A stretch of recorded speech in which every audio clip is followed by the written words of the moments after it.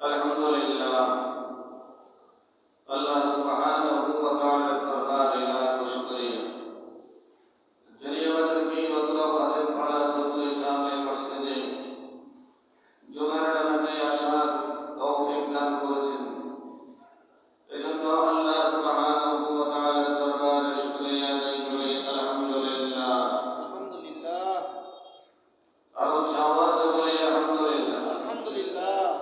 আল্লাহ সুবহানাহু ওয়া তাআলা জুমার নামাজের উসিলা করে পবিত্র জুমার দিনের উসিলা করে আমাদের জীবনের সমস্ত গুনাহগুলো যেন ক্ষমা করে দেন, সকলে বলি আমিন।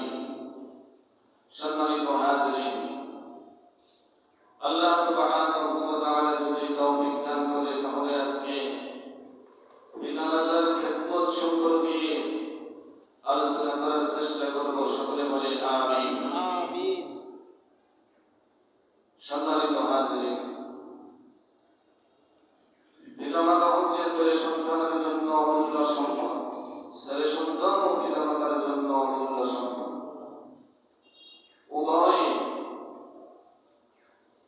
পিতামাতা যেরকম ছেলে সন্তানের জন্য দোয়া করলে সে কবুল হয়ে যায়, ছেলে সন্তান ও পিতামাতার জন্য দোয়া করলে আল্লাহ দরবারে কবুল হয়ে যায়। বদদোয়া করলেও কবুল হয়ে যাবে এবং দোয়া করলেও কবুল হবে। তাই আল্লাহ সুবহানাহু ওয়া তাআলা তিনি কোরআনে কারীমের মধ্যে বলেন, وَقَضَىٰ رَبُّكَ أَلَّا تَعْبُدُوا إِلَّا إِيَّاهُ وَبِالْوَالِدَيْنِ إِحْسَانًا إِمَّا يَبْلُغَنَّ عِندَكَ الْكِبَرَ أَحَدُهُمَا أَوْ كِلَاهُمَا فلا تقل لهما أف ولا تنهرهما وقل لهما قولا كريما। سبحان الله। الله سبحانه وتعالى قال وما قرآن আমার হুকুম পালন করার পরে তোমাদের উপরে আমি ফরজ করে দিয়েছি তোমাদের পিতামাতার খেদমত করা, তোমাদের পিতামাতার খেদমত করা, তাদের সাথে ভালো আচরণ করা, তাদের সাথে ভালো ব্যবহার করা। এমন শব্দ করবে না, এমন ব্যবহার করবে না। তোমাদের পিতামাতা তোমাদের ব্যবহার কারণে, আচরণের কারণে যেন অন্তরের মধ্যে এত কষ্ট না হয়, পরিমাণ শব্দ যেন তাদের অন্তরের মধ্যে আঘাত না হয়, এরকম ব্যবহার পিতামাতার সঙ্গে তোমরা করতে পারবে না। ও আমার গোলাম, আমার হুকুম পালন করার পরে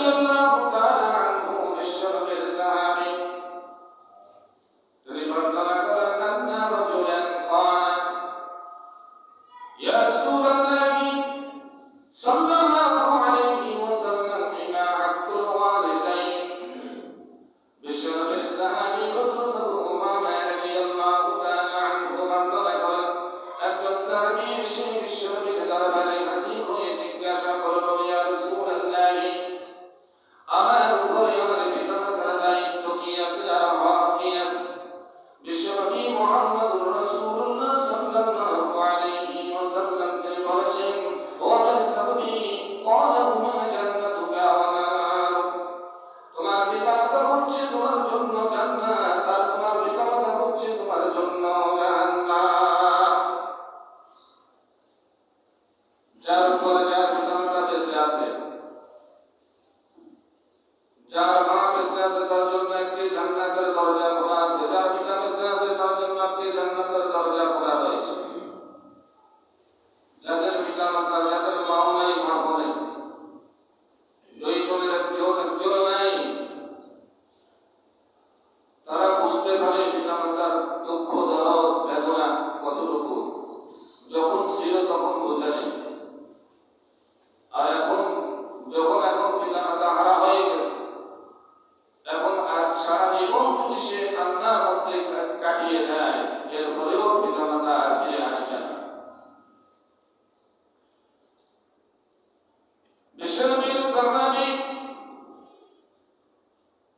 হযরত আব্দুল্লাহ ইবনে ওমর রাদিয়াল্লাহু তাআলা আনহু তিনি বর্ণনা করেন, قال جاء رجل يا رسول الله صلى الله عليه وسلم وقال إني أريد الجهاد।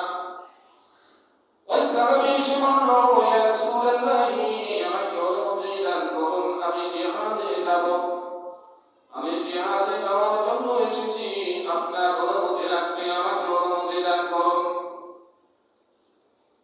সম্মানিত ভাইরা, এই জগতে দুনিয়ার মধ্যে যে সমস্ত মানুষগুলি জিহাদ করেছে ইসলামের জন্য, জিহাদ করেছে কোরআনের জন্য, জিহাদ করেছে রাসূলের নবীর জন্য, ওই সমস্ত মানুষগুলি আল্লাহ সুবহানাহু ওয়া তাআলা তাদেরকে এত সম্মান দান করবে, তাদেরকে শহীদ বলে আখ্যায়িত করা হবে।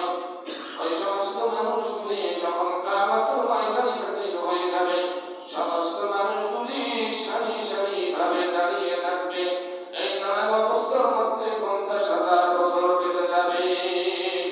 কখন হিসাব দেবে আল্লাহ সুবহানাহু ওয়া তাআলা? কখন আমাকে ডাক দিবে? এই জন্য সে দাঁড়িয়ে থাকবে কাতারে কাতারে। আর এই সমস্ত মানুষগুলি যারা শাহাদাত বরণ করেছে, ওই সমস্ত শহীদদেরকে আল্লাহ সুবহানাহু ওয়া তাআলা কোনো সারিবদ্ধ করাবে না। যেরকম সেই মৃত্যুবরণ করেছে, শাহাদাত বরণ করেছে, মরণের মধ্যে যে কাপড় ছিল, ওই কাপড় খুলে অবস্থার মধ্যে, রক্তমাখা অবস্থার মধ্যে আল্লাহ সুবহানাহু ওয়া তাআলা ওই শহীদগুলিকে কিয়ামতের ময়দানে উত্তোলন করবে। আল্লাহ সুবহানাহু ওয়া তাআলা দরবারে হাজির হয়ে যাবে। আর স্পেশাল ভাবে তাদের জন্য জান্নাতে যাওয়ার জন্য আল্লাহ সুবহানাহু ওয়া তাআলা রাস্তা করে দিবে। জান্নাতের ফেরেশতাগুলি ওই শহীদদেরকে তারা সম্মানের সাথে জান্নাতের দিকে নিয়ে যাবে। প্রশ্ন করবে, তোমার এই অবস্থা কেন? তারা উত্তর দেবে, ইয়া আল্লাহ, তোমার দিন প্রতিষ্ঠা করার জন্য, তোমার কোরআনকে প্রতিষ্ঠা করার জন্য দুনিয়ার মায়া ত্যাগ করে, ছেলে সন্তানের মায়া ত্যাগ করে, পিতামাতার মায়াকে ত্যাগ করে তোমার দিনকে ভালোবেসেছি, তোমার কোরআনকে ভালোবেসেছি, তুমি আল্লাহকে ভালোবেসেছি, জীবনকে উৎসর্গ করে দিয়েছি। আল্লাহ সুবহানাহু ওয়া তাআলা তখন খুশি হয়ে ফেরেশতাদেরকে বলবে, আমার এই শহীদগুলিকে তোমরা জান্নাতের দিকে নিয়ে যাও। ওয়ালা তাকুলু লিমান ইউকতালু ফি সাবিলিল্লাহি আমওয়াত বাল আহইয়াউ ওয়ালাকিন লা তাশউরুন। জওয়াব করে সুবহানাল্লাহ। আল্লাহ সুবহানাহু ওয়া তাআলা তিনি বলেন, আমার শহীদগুলিকে আমার দ্বীনের জন্য, আমি আল্লাহর জন্য, আমার কোরআনের জন্য যারা শাহাদাত বরণ করেছে, তাদেরকে তোমরা মৃত্যু করো না, বরং তারা জীবিত, তারা কিয়ামতের ময়দানে আমার সামনে সম্মানের সাথে আসবে। আমি তাদেরকে স্পেশাল করে সম্মানিত করব। বিশ্বনবী সাহাবী হযরত আব্দুল্লাহ ইবনে ওমর রাদিয়াল্লাহু তাআলা আনহু তিনি বর্ণনা করেন, একজন সাহাবী আল্লাহর নবীর দরবারে হাজির হয়ে প্রশ্ন করল, ইয়া রাসূলুল্লাহ, আমি আপনার খিদমতে হাজির হয়েছি এই আশা নিয়ে, বহু আশা নিয়ে হাজির হয়েছি। আমার ইচ্ছা করে আমি জিহাদে বরণ করার জন্য, জিহাদে যাওয়ার জন্য আপনি আমাকে দয়া করে মেহেরবানি করে অনুমতি দান করুন। আল্লাহর নবী মুহাম্মদুর রাসূলুল্লাহ সাল্লাল্লাহু আলাইহি ওয়াসাল্লাম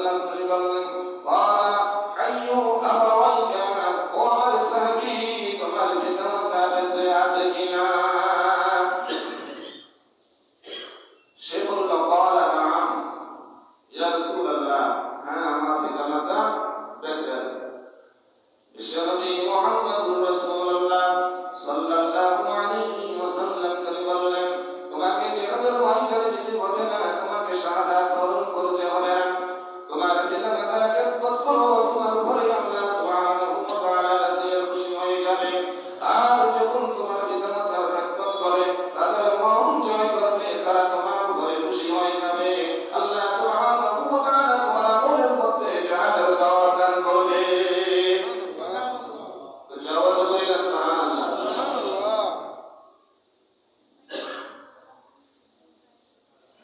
আমাদের পিতামাতা যাদের বেঁচে আছে তাদের উপরে অকাট্য ফরজ তাদের সেবা করা, তাদের যত্ন করা, তাদের খেদমত করা, তাদের খোঁজখবর রাখা। বর্তমানে পিতামাতা বেশি অবহেলিত, ছেলে সন্তানের কাছে পিতামাতা বেশি অবহেলিত, লাঞ্ছিত। এবং বর্তমান সমাজে রাষ্ট্রের কাছেও কোনো পিতামাতার জন্য কোনো বিচার পাওয়া যায় না, সামাজিকভাবেও পিতামাতার জন্য কোনো উপযুক্ত বিচার পাওয়া যায় না। কালচার পরিবেশ এরকম আমাদের হয়ে গেছে, বেশি অবহেলিত, বেশি লাঞ্ছিত।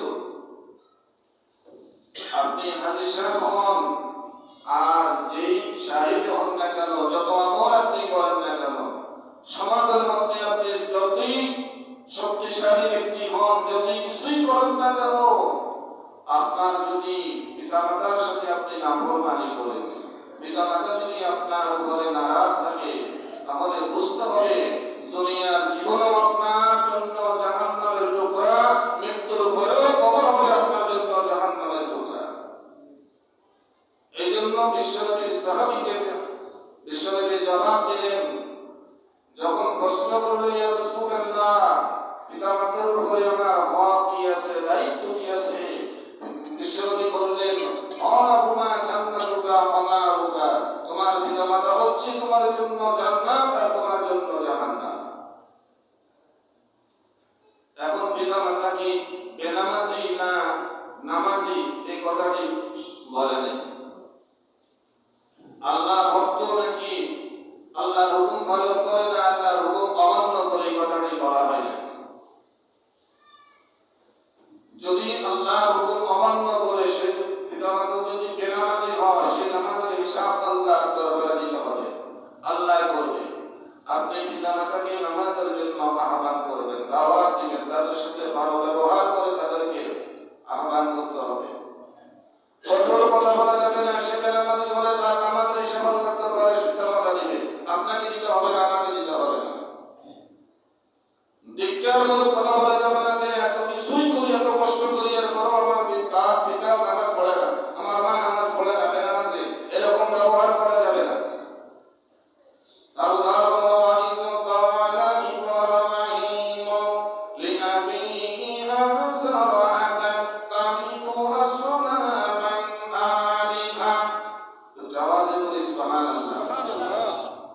আমাদের জাতির পিতার নাম কি? কথা বলেন, জাতির পিতার নাম কি? ইব্রাহিম আলাইহিস সালাতু ওয়াস সালাম। ইব্রাহিম নবীর পিতার নাম কি? আজর কুমার। সে মূর্তি পূজারক ছিল এবং মূর্তি বানানোর কারিগর ছিল।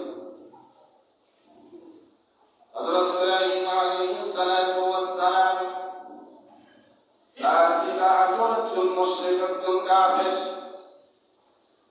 এরপরে অভিযানে সম্বোধন করে বলতেছে, সম্মানের সাথে বলতেছে, وَإِذْ قَالَ إِبْرَاهِيمُ لِأَبِيهِ آزَرَ أَتَتَّخِذُ أَصْنَامًا, وَمَا পিতা, আমি স্বচক্ষে দেখতেছি আপনি এবং আপনার কওম, আপনার বংশধর উভয়ে আল্লাহর দ্রোহী, আল্লাহর বিরুদ্ধে কাজ করতেছেন। আসনামান, আর যে সমস্ত মূর্তিগুলিকে আপনি কারিগর হিসাবে বানিয়েছেন, ওই মূর্তিগুলিকে খোদা হিসাবে আপনি এবং আপনার কওম তারা খোদা বানায়। আমি নির্বিঘ্নে দেখতেছি, স্বচক্ষে দেখতেছি আপনার আপনারা অন্ধকারের মধ্যে নিমজ্জিত রয়েছে, সেখান থেকে ফিরে আসুন, এক আল্লাহর দিকে ফিরে আসুন। এই কথা বলে নাই ও আমার পিতা এখনই আল্লাহর দিকে ফিরে আসতে হবে, অথবা কেন মূর্তির পূজা করতেছেন, এগুলি বাদ দিতে হবে।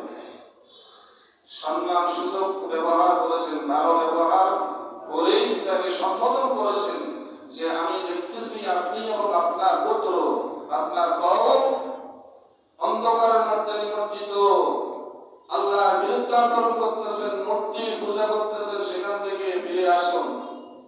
এক আল্লাহকে মানতে হবে, এক আল্লাহ ইবাদত করতে হবে। ঠিক তদ্রুপ আমাদের কোনো পিতামাতা যদি আমাদেরকে, কোন পিতামাতা যদি ছেলে সন্তানকে বলে নামাজ পড়া যাবে না, তাহলে ওই কথা পিতামাতার ওই কথাটি মানা যাবে না। যদি বলে রোজা রাখা যাবে না, সেই কথা মানা যাবে না। যদি বলে হজ করা যাবে না, সেই কথাটি মানা যাবে না। এক কথা আল্লাহ এবং আল্লাহর রাসূল কোরআনের কথা, কোরআনের বিরুদ্ধে, আল্লাহর বিরুদ্ধে, নবীর বিরুদ্ধে যদি কোনো পিতামাতা কথা বলে, সেগুলি মানা যাবে না। আর যত বিষয় আছে, সমস্ত বিষয় পিতামাতাকে অনুসরণ করতে হবে, মানতে হবে, ভালো ব্যবহার করতে হবে, ভালো আচরণ করতে হবে। তারা যদি বেনামাজি হয়, আমাকে নামাজের জন্য, আপনাকে নামাজের জন্য বাধা করে না, বাধা দেয় না, কিন্তু তাকে আমি হিংসা করতে পারবো না, পিতামাতাকে আমি ধিক্কারমূলক কথা বলতে পারবো না। আমার অন্তরে যে ভালোবাসা, সেই ভালোবাসা আমার পিতামাতার জন্য বহাল থাকবে। আল্লাহর নাফরমানির কারণে, আল্লাহর হুকুম অমান্য করার কারণে সেই বিচার কোন ছেলে সন্তানকে করার অধিকার আল্লাহ পাক দেয় নাই। সেই বিচার কে করবে? কথা বলতে, সেই বিচার কে করবে? আল্লাহ সুবহানাহু ওয়া তাআলা সকলকে বোঝার তৌফিক দান করুন। সকলে বলি আমিন।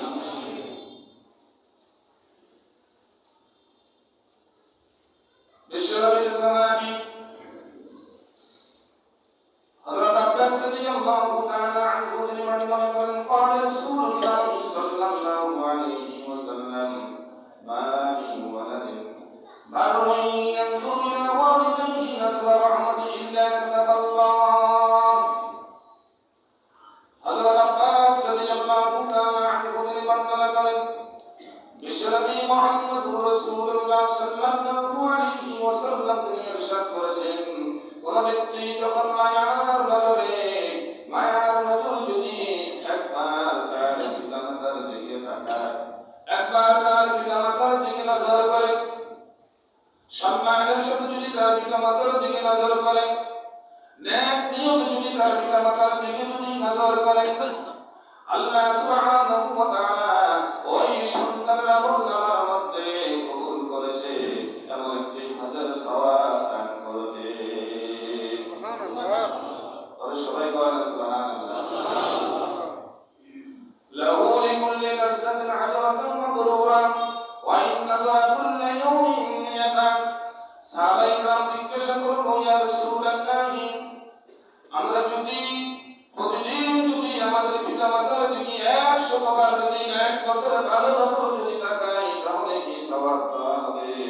আল্লাহ বিশ্বনবী মুহাম্মদুর রাসূলুল্লাহ সাল্লাল্লাহু আলাইহি ওয়াসাল্লাম তিনি বললেন, আমার সাহাবায়ে কেরাম, আমার সাহাবারা, তোমরা যদি 100 বার এক নজরে পিতামাতার দিকে তাকাও, আল্লাহ সুবহানাহু ওয়া তাআলা 100টি কবুল হাজার সওয়াব দান করবে।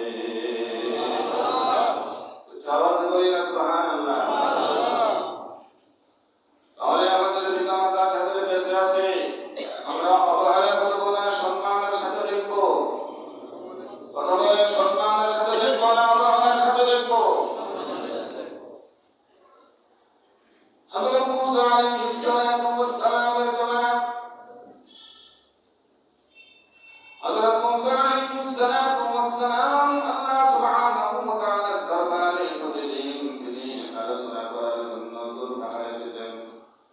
মুসা আলাইহিস সালাতু ওয়াস সালাম বলতেন, ও আল্লাহ, আমি তো জান্নাতে যাব, জান্নাতের একজন সঙ্গীর প্রয়োজন আছে, আমার একজন বন্ধুর প্রয়োজন আছে, আমার সেই বন্ধ দ্বিতীয় হবে দুনিয়ার জমিনে সেই বন্ধু দ্বিতীয় আমাকে পরিচয় করিয়ে দিন। আল্লাহ সুবহানাহু ওয়া তাআলা বললেন, ও মূসা, তোমার সঙ্গী হবে একজন কসাই, ওই কসাইকে তুমি পাবে অমুক বাজার অবস্থায়, তুমি খোঁজ করে তাকে তালাশ করে বের করে নাও, সে জান্নাতের মধ্যে তোমার সঙ্গী হবে। মূসা আলাইহিস সালাতু ওয়াস সালাম আল্লাহর নির্দেশ অনুযায়ী ওই কসাইকে বের করে, তখন সময় ছিল আসরের নামাজের পর, মাগরিব পর্যন্ত ওই কসাইয়ের পাশে তিনি দাঁড়িয়েছিলেন। আর যখন ওই কসাই বাড়ি যাওয়ার সময় হলো, মূসা আলাইহিস সালাতু ওয়াস সালাম বললেন, ও ভাই, আমি দাঁড়িয়ে আছি তোমার অপেক্ষায়, আমি তোমার বাড়িতে যেতে চাই, তোমার ঘরে যেতে চাই, আমাকে একজন মেহমান হিসেবে তোমার বাড়িতে নিতে পারবে কিনা? ওই কসাইটি বলল, পারবো, আমার সাথে চলুন। দুইজনে কসাই বাড়ি গেল। ওই কসাই বাড়িতে গিয়ে রাত্রের বেলায় নিজ হাতে কিছু রসকষ্ট রান্না করে আর বৃদ্ধ মাকে নিজ হাতে তিনি খাওয়ালেন, আর পরিষ্কার পরিচ্ছন্ন করে আবার যত্ন সহকারে ওই বৃদ্ধ মাকে তার বিছানার মধ্যে শোয়াই দিলেন। আল্লাহর নবী হযরত মূসা আলাইহিস সালাতু ওয়াস সালাম বললেন, আমি সশক্তি দেখেছি এবং নিজ কানে শুনেছি, ওই কসাই আম্মা জান সে হাত তুলে দোয়া করতেছে, আর ঠোঁট দেয়, মুখ দেয় করতেছে, ওই কসাইয়ের জন্য দোয়া করতেছে, ও আল্লাহ, আমার সন্তান আমাকে যে যত্ন করেছে, যে মহব্বত করেছে, আমি রাজি হয়ে গেলাম, আমি খুশি হয়ে গেলাম। আমার সন্তানকে মূসা আলাইহিস সালাতু ওয়াস সালাম নবীর সাথে তুমি জান্নাতে প্রবেশ করে দিও। হযরত মূসা আলাইহিস সালাতু ওয়াস সালাম কসাইকে প্রশ্ন করল, ও ভাই, ব্যাপার কি? আমি তো কিছু বুঝতে পারি নাই। কসাই বলল, আমি হচ্ছেন আমার মা হাঁটতে পারে না, চলতে পারে না বয়সের কারণে, আমি প্রতিদিন আমার বস্তু বিক্রি করার পরে বাড়িতে এসে আমি রান্না করে নিজ হাতে আমার মাকে খাওয়াই এবং পরিষ্কার পরিচ্ছন্ন করি। হযরত মূসা আলাইহিস সালাতু ওয়াস সালাম বললেন, ও ভাই, আমি তোমার সাথে মেহমান হিসেবে এসেছি, আমি তোমাকে পরিচয় দান করি নাই। তোমার মা তোমার জন্য দোয়া করেছে, আমি শুনেছি, তোমার মা দোয়া করেছে, ও আল্লাহ, আমার সন্তানকে তুমি মূসা নবীর সাথে জান্নাতে প্রবেশ করিয়ে দিও। ও ভাই, আমি তোমাকে পরিচয় দিচ্ছি, আমি মেহমান নয়, আমি তোমাকে পরীক্ষা করার জন্য এসেছি। আমার আল্লাহ বলেছে আমার সঙ্গী হবে একজন কসাই, কসাই কি কাজ করে আমার সঙ্গী হবে, আমার সাথে জান্নাতে যাবে, তোমার কাজ করে দেখার জন্য আমি তোমার বাড়িতে মেহমান হিসেবে এসেছি। তোমার মা যে মূসা নবীর জন্য দোয়া করেছে, সেই মূসা নবী হচ্ছে আমি সেই মূসা নবী। তুমি আমার সাথে জান্নাতে থাকবে, তুমি আমার বন্ধু হবে, তুমি আমার সাথে জান্নাতি হয়ে যাবে। সম্মানিত ভাইরা, পিতামাতার সম্মান, পিতামাতার খেদমত করলে দুনিয়াও পাওয়া যায়, আখিরাতও পাওয়া যায়। হযরত আব্দুর রহমান সাফুরী রাহমাতুল্লাহ আলাইহি তিনি বিজ্ঞানের তার একজন অনুসারী, সে স্বপ্নে যুগে দেখলো তার একজন উস্তাদের নাম ছিল হযরত মাওলানা ঈসা রাহমাতুল্লাহ আলাইহি। আব্দুর রহমান সাফুরী তার ওই অনুসারী স্বপ্নে যুগে দেখলো, একটি স্বপ্ন দেখলো, সকালবেলায় সে তার উস্তাদ ওই মাওলানা ঈসা রাহমাতুল্লাহ আলাইহিকে বলল, হুজুর, আমি গত রাত্রিতে এমন একটি আশ্চর্যজনক স্বপ্ন দেখেছি।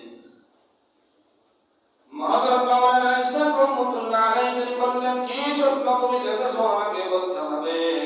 ওই ব্যক্তি বলল, উস্তাদজি, আমি স্বপ্ন দেখেছি গত রাত্রিতে আপনার সমস্ত দাড়িগুলি মণি মুক্তা দ্বারা উজ্জ্বল এবং ঝলমল করতেছে।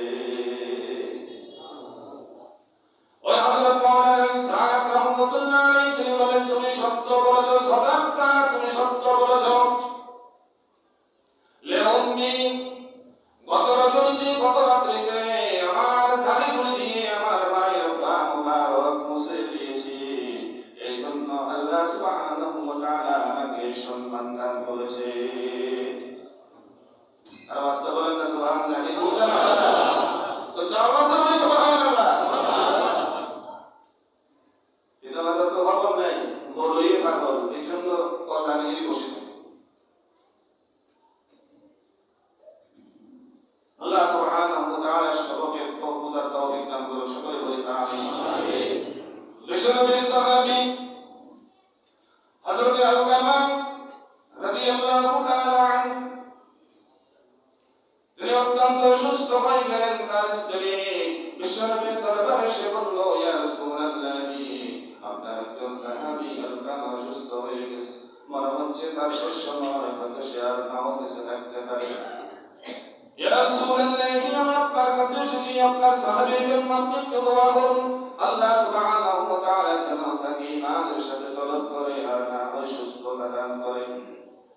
আল্লাহর নবী মুহাম্মদুর রাসূলুল্লাহ সাল্লাল্লাহু আলাইহি ওয়াসাল্লাম চারজন সাহাবীকে আলকামার বাড়ির মধ্যে পাঠিয়েছেন।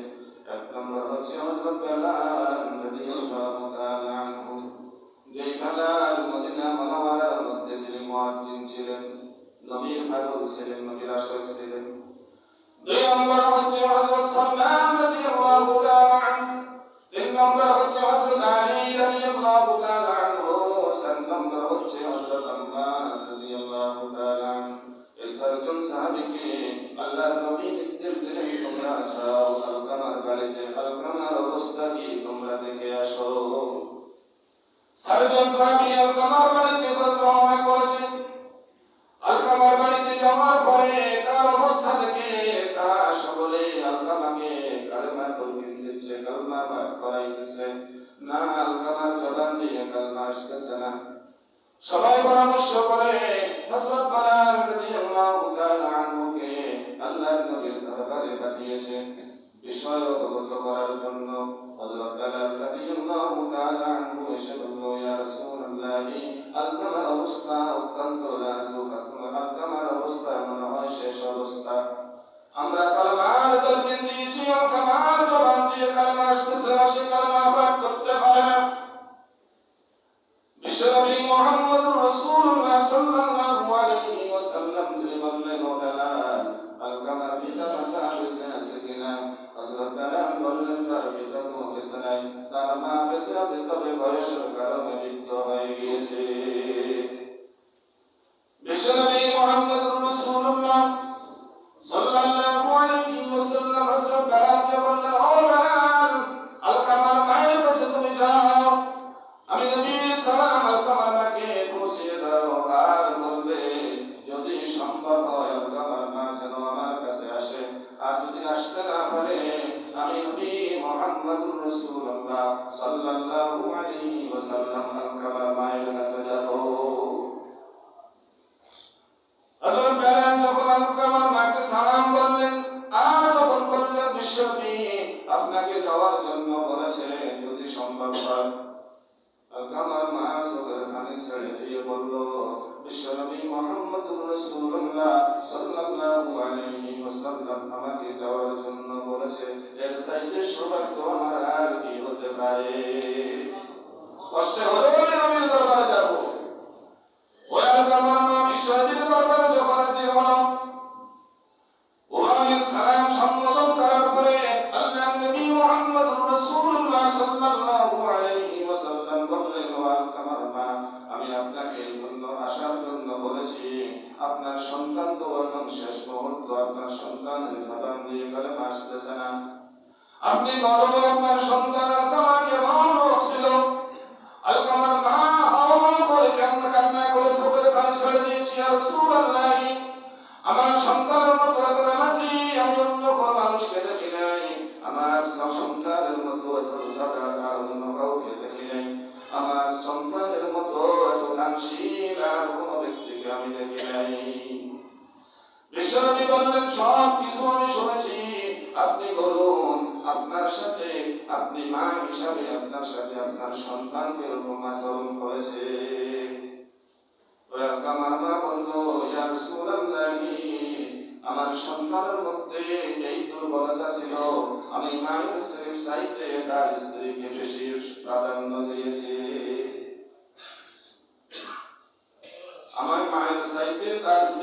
বেশি প্রাধান্য দিয়েছে। বিশ্বনবী মুহাম্মদুর রাসূলুল্লাহ সাল্লাল্লাহু আলাইহি ওয়াসাল্লাম তিনি বললেন, ও বেলাল, লাকড়ি জোগাড় করো, আলকামাকে আগুনে জ্বালিয়ে পুড়িয়ে ছাই করে দিতে হবে। আলকামার মা কান্না কণ্ঠে বলল, ইয়া রাসূলুল্লাহ, আমি মায়ের সামনে আমার সন্তানকে আপনি করে ফেলবেন, জ্বালিয়ে দিবেন, আমি মা কিভাবে সহ্য করব?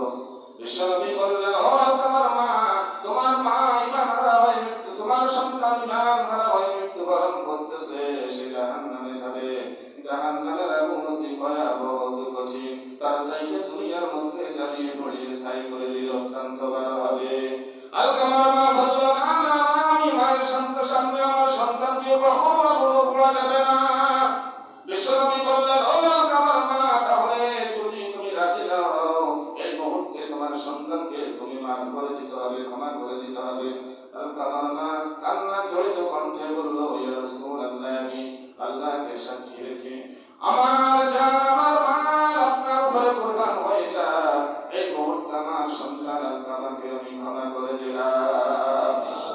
বিশ্বনবী মুহাম্মদুর রাসূলুল্লাহ সাল্লাল্লাহু আলাইহি ওয়াসাল্লাম হযরত বেলালকে বললেন, ও বেলাল, এবার আলকামার বাড়িতে যাও, অবস্থা কি আমাকে অবগত করাও। হযরত বেলাল রাদিয়াল্লাহু তাআলা আনহু আলকামার বাড়ির দরজার সামনে যাওয়ার সঙ্গে সঙ্গে তিনি আওয়াজ শুনতেছেন, বাকি তিনজন সাহাবী কালেমা বলতে দিতেছে, আলকামা জোরে জোরে কালেমা পড়তেছে, লা ইলাহা ইল্লাল্লাহু মুহাম্মাদুর রাসূলুল্লাহ সাল্লাল্লাহু আলাইহি সাল্লাল্লাহু আলাইহি ওয়াসাল্লাম। আলকামা মৃত্যুবরণ করেছেন। বিশ্বনবী মুহাম্মদুর রাসূলুল্লাহ সাল্লাল্লাহু আলাইহি ওয়াসাল্লাম ওই আলকামার জানাজার মধ্যে হাজির হয়েছেন। দাফন কাফন করার পরে সমস্ত সাহাবীদেরকে লক্ষ্য করে বলল, আমার সাহাবীরা, তোমরা স্মরণ রাখো, পিতামাতার খেদমতের মধ্যে তোমাদের জন্য জান্নাত, আর পিতামাতা যদি তোমাদের উপরে রাজি আর খুশি না থাকে, তোমাদের জন্য জাহান্নাম খবরদারি গো। যত আমল করো না কেন, কোনো আমল তোমাদের কাছে আসবে না, কোনো আমল আল্লাহর দরবারে কবুল হবে না যদি তোমাদের পিতামাতা তোমাদের উপরে নারাজ থাকে। তার উদাহরণ হলো হযরত আলকামা। হযরত আব্দুর রহমান সাফুরি রাহমাতুল্লাহ আলাইহি তিনি বলেন, আমার একজন অনুসারী ছিল, তার ছিল তিনটি সন্তান। ওই ব্যক্তি অসুস্থ হওয়ার পরে তার বড় সন্তান বাকি ছোট দুইটি সন্তানকে বলল, আমার ছোট ভাইরা, আমার পিতা আমার আব্বাজানের খেদমতের দায়িত্বটা আমাকে দিয়ে দাও, আমাকে দান করো। যদি দাও তাহলে আমার পিতার পক্ষ থেকে যে সম্পদের অংশ আমি পাবো, ওই অংশটা আমি তোমরা দুইজনকে দিয়ে দেব। তারা দুইটাই খুশি হয়ে গেল। পিতার খেদমত করা লাগবে না, কষ্ট করা লাগবে না, আবার বড় ভাইয়ের সম্পদের অংশটা আমাদেরকে দিয়ে দিবে। তারা উভয় রাজি হয়ে গেল, ঠিক আছে, আমরা রাজি আছি। ওই বড় সন্তানটি পিতা তার সত্য অনুযায়ী খেদমত করতেছে, তার জন্য শ্রম দিতেছে, দিন রাত 24 ঘন্টা পিতার জন্য সে অবগত সজাগ রয়েছে। এরকম খেদমত করতে করতে তার পিতা যখন ইন্তেকাল করেছে, ওই দিন রাত্রের মধ্যে কে যেন ওই বড় সন্তানকে স্বপ্নের মধ্যে বলতেছে, ও আল্লাহর গোলাম, অমুক জায়গার মধ্যে একটি মণিমুক্তা, একটি দিরহাম তোমার জন্য রয়েছে, সেখান থেকে ওই দিরহামটি নিয়ে আসবে। ওই ব্যক্তি স্বপ্ন যুগে বলতেছে, ওই দিরহামের মধ্যে বরকত হবে কিনা? বলল, না না, এই দিরহামের মধ্যে কোনো বরকত হবে না। সে বলল, না, তাহলে আমি আনতে পারবো না। দ্বিতীয় রাত্রের মধ্যে আবার স্বপ্ন যুগে তাকে বলতেছে, কে যেন একজন যুবক বলতেছে, ও আল্লাহর গোলাম, অমুক জায়গার মধ্যে তোমার জন্য 10টি দিরহাম রাখা হয়েছে, সকালবেলা সেই দিরহামগুলি আনবে। সে জবাব দিল, ওই দিরহামগুলির মধ্যে বরকত আছে কিনা? স্বপ্ন যুগে জবাব দিল, না, বরকত হবে না। ওই ব্যক্তি বলল, তাহলে আমি আমার কোনো লাভ হবে না, আমি জানবো না। তৃতীয় রাত্রের মধ্যে স্বপ্ন যুগে ওই ব্যক্তি আবার কে যেন আবার বলতেছে, ও আল্লাহর গোলাম, তোমার জন্য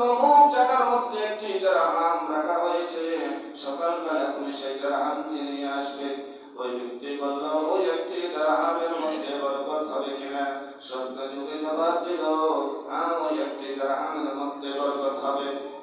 সকালবেলা ওই একটি দিরহামের সে একটি মাছ ক্রয় করলো। আল্লাহ সুবহানাহু ওয়া তাআলার কুদরতে শান, কুদরতে খেলা, পিতামাতার খেদমত করলে, পিতামাতার পিতামাতাকে সম্মান করলে আল্লাহ সুবহানাহু ওয়া তাআলা দুনিয়াও দান করে, আখিরাতও দান করে, সম্পদও দান করে এবং সম্মানও দান করে। আল্লাহ সুবহানাহু ওয়া তাআলার কুদরতের শান, ওই মাছটি ক্রয় করার পরে যখন সে মাছটি কাটা হলো, ওই মাছটির পেটের ভিতরে এমন একটি মণিমুক্তা পাওয়া গিয়েছে। ওই মণিমুক্তা এত মূল্যবান, ওই দেশের মধ্যে, ওই এলাকার মধ্যে প্রচার হয়ে যাওয়ার পরে ওই দেশের বাদশা জানার পরে ওই